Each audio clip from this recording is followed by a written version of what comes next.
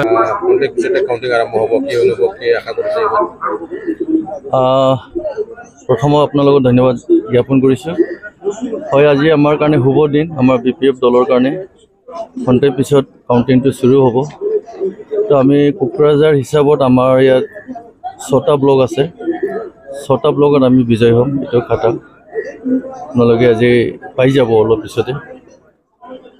বনগাঁও হিচাপত ইয়াত ৰাজীৱ ব্ৰহ্ম আছে, আপুনি আছে, পিপেলৰ ব্ৰহ্ম আছে, কেনেকুৱা ফেক্টৰ হ'ব? নাই বনগাঁও সমষ্টি 2005 পৰা আপোনাৰ BPFৰ দখলত আছে। আজিও BPFৰ দখলতে থাকিব, কাৰণ 5 নম্বৰটো আমাৰ কাৰণে খুবেই লাকি।